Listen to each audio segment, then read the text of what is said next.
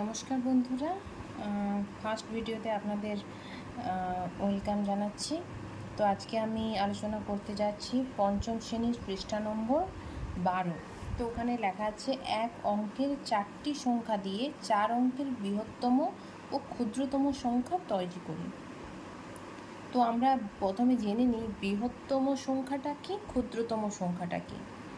বৃহত্তম সংখ্যা কথার অর্থ হচ্ছে বড়, আর ক্ষুদ্রতম সংখ্যা কথার অর্থ হচ্ছে ছোট। ক্ষুদ্র মানে আমরা জানি ছোট, আর বৃহত্তম কথার মানে বৃহত্তম যে কথাটা সেটার কথা হচ্ছে বড়। তো এখানে আমরা এটাই বোঝানোর চেষ্টা করব যে কোন সংখ্যাটা থেকে কোন সংখ্যাটা আমরা বড়, পর্যায়ক্রমে কোনটা বড় কোনটা ছোট। তো আমার এখানে সংখ্যা দেখো, বইয়ে তোমরা 12 নম্বর পৃষ্ঠাতে দেখতে পাবে যে 1, 2, 3, 4 আমরা 4টে সংখ্যা, 1 একটা সংখ্যা, 2 একটা সংখ্যা, 3 আর 4 একটা সংখ্যা।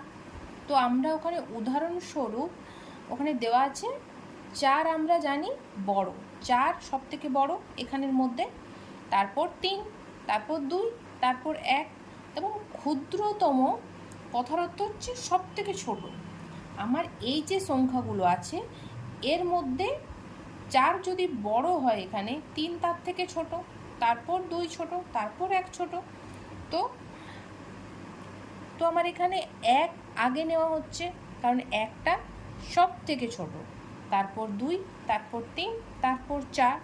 ঠিক সেইভাবে আমাদের এখানে দ্বিতীয় যেটা দেওয়া আছে সেটা হচ্ছে 5, 6, 1, 2।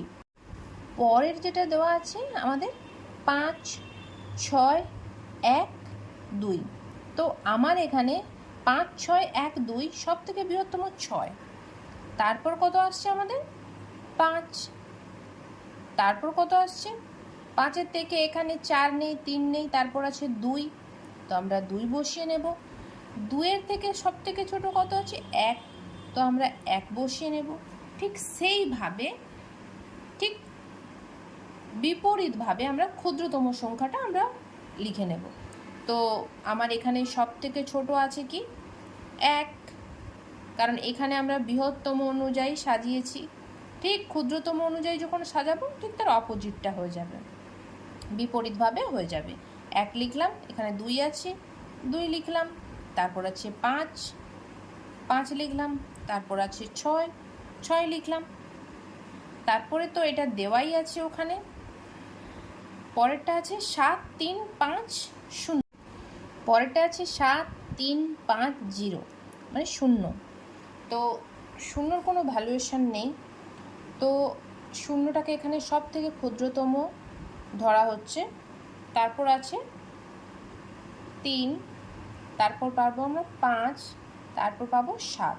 তো বৃহত্তম অনুযায়ী যখন আমরা সাজাবো আগে লিখবো 7, তারপর করব 5, তারপর করব 3, তারপর করব আমরা 0, কারণ 0 সব থেকে ছোট, তারপর 3 কারণ 2 নেই, তারপর 4 নেই, তো তারপর আমার 5 আসছে, তারপর 6 নেই, তো 7, তো 7 আগে হলো, তারপর 5, তারপর 3, তারপর 0। তো ক্ষুদ্রতম হবে যখন সাজাবো আগে 0, তারপর কত বসাবো আমরা এর মধ্যে, কে ছোট আছে 3, তো আমরা 3 বসাবো। তারপর কে ছোট আছে 5, তো আমরা 5 বসাবো। তারপর 7, তো 7 বসালাম।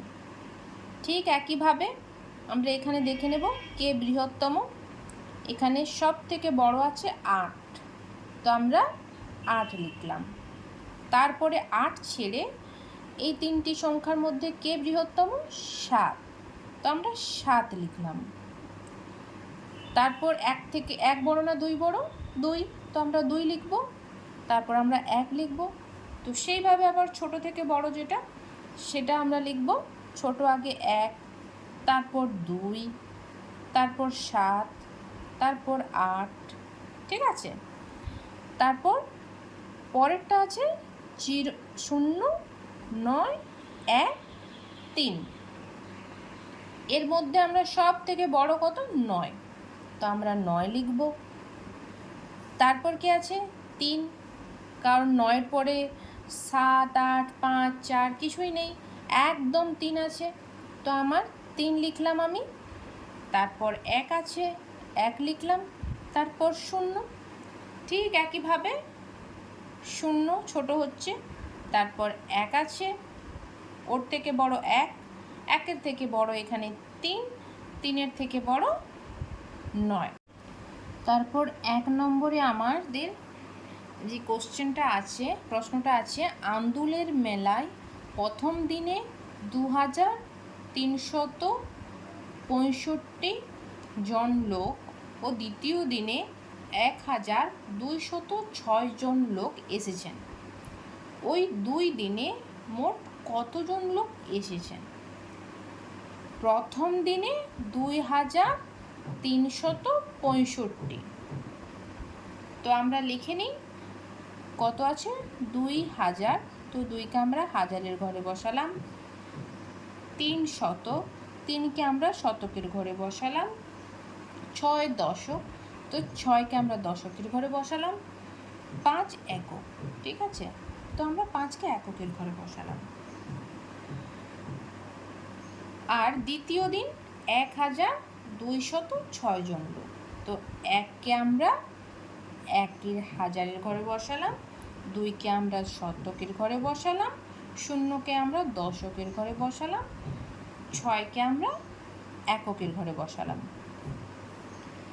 কিন্তু প্রশ্নটা হচ্ছে আমাদের এখানে লেখা আছে 2 দিনে মোট কতজন, তো প্রথম দিনে এসছে এত, দ্বিতীয় দিনে এসছে এত, তো টোটাল আমাদের কতজন এসছে, টোটাল কতজন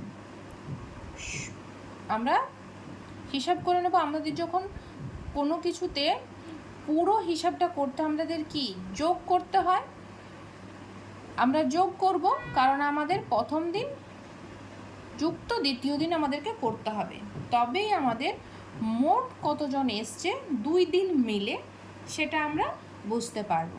তো আমরা এখানে যুক্ত চিহ্ন দেব। আমরা এবারে টোটালটা কত হচ্ছে, কতজন 2 দিন মিলে আমরা হিসাব করে নিচ্ছি। তো 6কে আমরা 5-এর সাথে যোগ করব, 6-এর পর 7, 8, 9, 10, 11, তো 11-র এখানে আমরা 1 লিখব। আমরা আগেই যোগ বিয়োগ শিখে এসেছি, তো 1 এখানে লিখে আমরা এখানে আরেক জমা রাখব।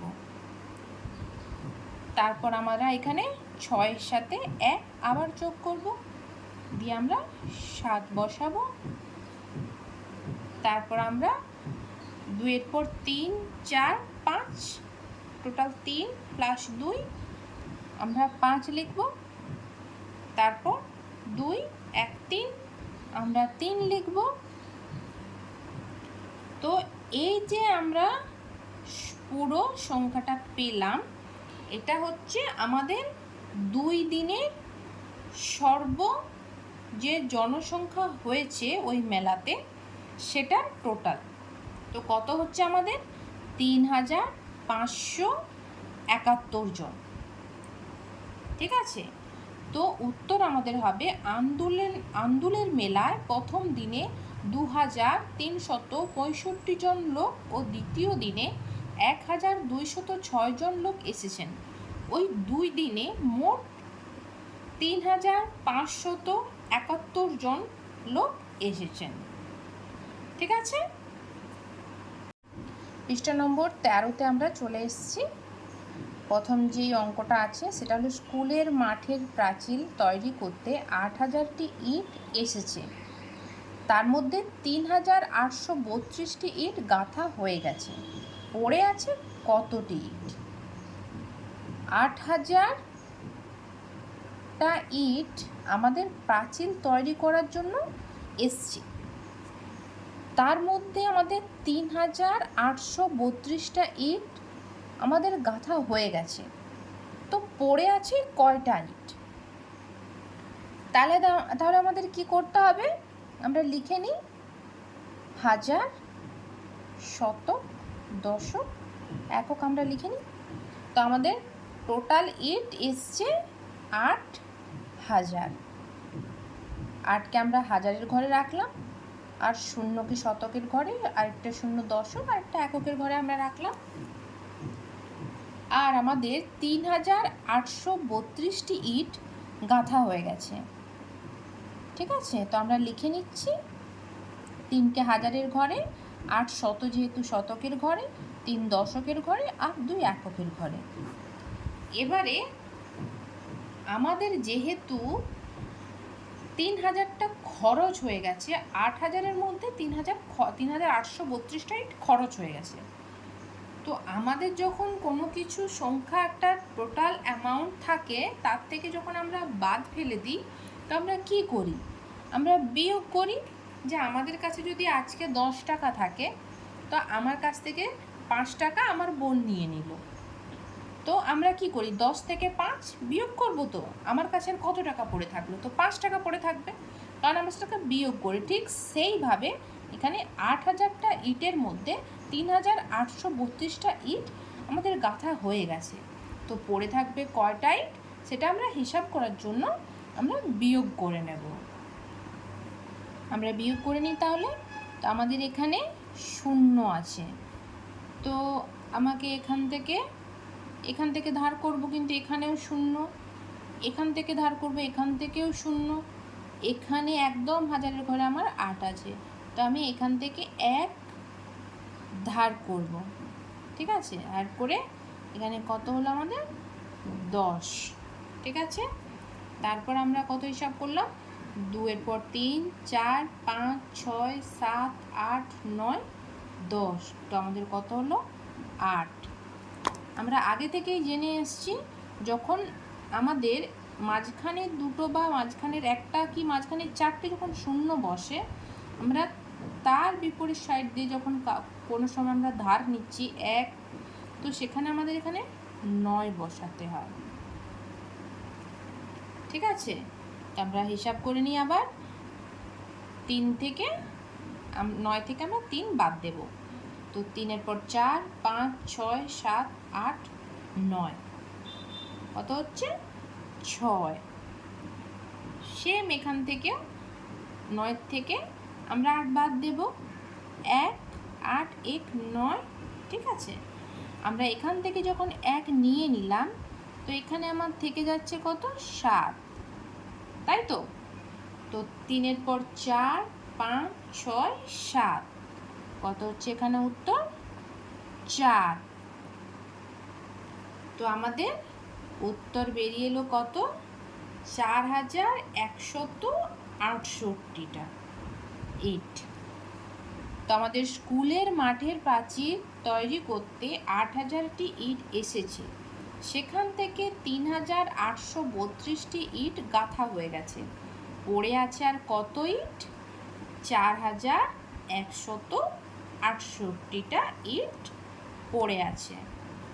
ঠিক আছে, 3 নম্বর প্রশ্ন আছে, যোগ বা বিয়োগ করি ও ফাঁকা ঘরে সংখ্যা বসাই। দেখো, তোমাদের 13 নম্বর পৃষ্ঠাতে 3 নম্বরে যে কোশ্চেনগুলো দেওয়া আছে, তাতে প্রথমেই লেখা আছে যোগ বা বিয়োগ করি ও ফাঁকা ঘরে সংখ্যা বসাই। তো আমরা প্রথমে যোগ, দেখো কয়ের দাগ নম্বরে যেই অঙ্কটা আছে, 7,000 শূন্য শতকের ঘরে 7,043, আর তার সাথে যোগ করতে হবে আমাকে 2,642। তো আমরা বসিয়ে নিয়েছি, আমরা এবারে যোগ করব। ঠিক আছে, তো 3 আর 2 আছে, তো আমরা 2 এর পর 3, 3 এর পর 4, 5, আমরা 3-এর ঘরে যাব। 2 থেকে আমরা 3-এর ঘরে যাব। তোমাকে তোমার মা দিল 2টো আম, তোমার দিদি দিল আরও 3টে আম। তো তোমার কাছে কটা আম হবে? আমরা নিশ্চয়ই যোগ করব। যোগ করে কত হবে? 5। ঠিক আছে, তারপর আমার এখানে আছে 4। তো আবার যাব আমরা 4, 5, 6, 7, 8। ঠিক আছে, এখানে শূন্য আছে, তো শূন্যর কোনো ভ্যালুয়েশন নেই, তো 6 আমরা এখানে লিখে দিচ্ছি। তারপর এখান থেকে আবার 2 আর 7। ঠিক আছে, তারপর 7 থেকে 8, 9। তো কত হলো? ৯,৬৮৫। তারপর খতে আছে ৪,৬২৭ যুক্ত ৪,৮৯১, তার সাথে যুক্ত ১৩। তো আমরা এরকম যোগ থাকলে ঠিক একইভাবে আমরা এটা আগে যোগ করে নিই। 3টে সংখ্যা আগে আমরা যোগ করব। 7-এর পর কত দেখব? 1 ঘর আছে, তো 7-এর পর 1 ঘর নিলে কত হচ্ছে? 8। 8-এর পর আবার আমাকে 3 ঘর যেতে হবে। 8-এর পর 9, 10, 11। তো আমরা 11-র এখানে 1 লিখব, হাতে রাখবো কত? আর 1, তো সেটা গিয়ে আমাদের দশকের ঘরে বসবে। ঠিক আছে? তারপর 1-এর পর আমরা 2 ঘর আসবো। 1-এর পর 2, 3, এখানে 3 হচ্ছে, তো 3-এর পরে আমরা কত ঘর আসবো? 9। তো 3-এর পর 4, 5, 6, 7, 8, 9, 10, 11, 12 আসবো। ঠিক আছে? তারপর 12 এখানে হচ্ছে, 12 থেকে আমরা আবার 1 যোগ করব, কত হচ্ছে? 13। 13-র এখানে 3 বসাবো, আর 1কে আমরা শতকের ঘরে দেব। ঠিক একইভাবে আমরা 1-এর পর আবার কত আসবো? 6-এর ঘরে আসবো, হাতে থাকলো 1, তারপর আসবো কত? 2, 3, 4, 5, 6, 7, এখানে হচ্ছে 7। আমরা 7 থেকে আবার আমরা 8-এর ঘরে আমাকে আসতে হবে, তো হাতে থাকলো 7, তারপর আসছি 8, 9, 10, 11, 12, 13, 14, 15। 15-র আমরা এখানে লিখলাম 5। এখানে যেহেতু 0 কিছুই নেই, তো আমরা এখানে যোগ করছি না। 15-র 5, হাতে থাকলো 1। আবার ঠিক একইভাবে 1-এর থেকে আমরা 4 ঘরে যাব, হাতে থাকলো 1, 2, 3, 4, 5। 5 এখানে হচ্ছে, আমাকে এখানে আরও 4 তার সাথে যোগ করতে হবে, তো 5-এর পর 6, 7, 8, 9, তো হচ্ছে 9, 9,৫৩১। ঠিক আছে? আমরা গয়ের অঙ্কটা দেখে নিচ্ছি। গয়ের অঙ্কটা একটু অন্যরকম আছে। ৮,৫২৮, এখানে দশকের ঘরে 7, এককের ঘরে 2, 72। অ্যান্সারটা দিয়ে দিয়েছে 9, 6, 9, 6। তো আমরা 4 থেকে 2 যোগ করলে আমরা 6 পাই। 4-এর পর 5, 6 হচ্ছে। 2 থেকে 7 যোগ করলে আমরা 2-এর পর 3, 4, 5, 6, 7, 8, 9, আমরা 9 পাচ্ছি। তো এখানে দিয়ে দিয়েছে 5, আর এখানে দিয়েছে 6। তো আমরা 5-এর সাথে কত যোগ করলে আমরা 6 পাবো? তো 5-এর সঙ্গে যখন আমরা কত যোগ করলে 6 পাবো, তো আমরা কি করব? 5-এর আমরা গুনতে থাকবো, 5-এর পর 1, 6। তো আমরা কি জানতে পারছি? 5-এর থেকে আমরা যদি 1 যোগ করি 6 আমরা পাবো। ঠিক আছে? তোমাকে তোমার বাবা 5 টাকা দিল। ঠিক আছে? আর কত টাকা দিলে 6 টাকা হবে? তোমাকে তোমার দিদি চেয়েছে 6 টাকা, তোমার বাবা দিয়েছে 5 টাকা। তুমি মায়ের কাছে যাচ্ছ, মার থেকে তুমি 1 টাকা নিলে তোমার কাছে 6 টাকা হচ্ছে। তো তুমি 6 টাকা হলে তুমি দিদিকে দিতে পারছো। তাহলে 5-এর সাথে কত যোগ করলে 6 হচ্ছে? 1 যোগ করলে 6 হচ্ছে। ঠিক একইভাবে 8-এর সাথে কত যোগ করলে 9 হচ্ছে? তোমার কাছে 8টা ক্যাডবেরি আছে, আর কটা ক্যাডবেরি দিলে তোমার কাছে 9টা হবে? তো তুমি গুনতে থাকো, 8-এর থেকে 1 9, তো আমাকে 1টা ক্যাডবেরি দিলে আমার এখানে 9 হয়ে যাচ্ছে। তো এই দুটো ফাঁকা জায়গায় কি হবে? 5-এর থেকে 1 যোগ করলে 6 হচ্ছে, 8-এর থেকে 1 যোগ করলে 9 হচ্ছে। ঠিক আছে? এবার আমরা আজকে বিয়োগ শিখব। তো 7,859 সাথে 1,244। তো আমরা এখানে প্রথম এখান থেকে আমরা এককের ঘর থেকে আমরা শুরু করি। কত হচ্ছে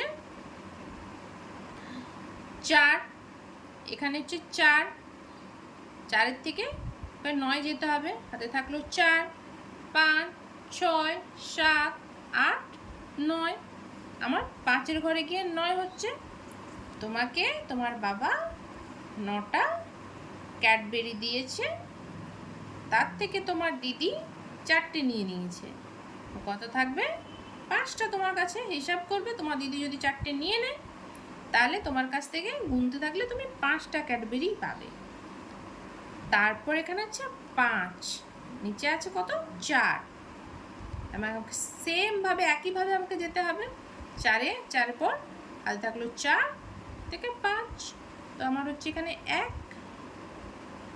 একইভাবে 2-এর পর 2 থাকলো হাতে, 3, 4, 5, 6, 7, 8, 6 হচ্ছে। একইভাবে 7-এর ঘরেও সেম হবে। 1-এর পর 2 1 হাতে থাকলো 2, 3, 4, 5, 6, 7, 8। যেখানে 8 তো নেই, এখানে 7 আছে, এখানে 6 হচ্ছে।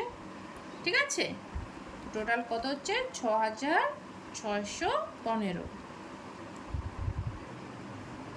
আগের ভাবে যেভাবে যোগটা আমরা এখানে করেছিলাম ফাঁকা ঘর, সেভাবে ঠিক একইভাবে আমরা বিয়োগটাও করতে থাকব। ঠিক আছে, তো আমরা এখানে 2 বসাবো, কারণ আমরা 6 পর 7, 8, তো এখানে 2 হচ্ছে। এখানে ঠিক 2 তো আছেই লেখা, আর এখানে 2-এর সাথে কত বিয়োগ করলে আমার এখানে 1 হবে। ঠিক আছে, তাহলে আমি 1-এর থেকে 2 বিয়োগ করি, 1-এর থেকে 2, 1 হচ্ছে 1। তো কত হচ্ছে ফাঁকা জায়গায় 1, আর এখানে হচ্ছে 2। ঠিক আছে, আর যে সমস্ত অঙ্কগুলো আছে সেগুলো তোমরা নিজেরা একটু চেষ্টা করো, তাহলে তোমরা নিশ্চয়ই পারবে। সব অঙ্ক করে দিলে তো আর হয় না, একটু দেখে দেখে তোমাদেরকে শিখতে হয়। তো শেখো, আর যদি কোনো অসুবিধা হয় কমেন্টে বক্সে আমাকে জানিও, আমি নিশ্চয়ই তোমাদের করে দেখিয়ে দেব। ধন্যবাদ, ভালো লাগলে সাবস্ক্রাইব করবেন।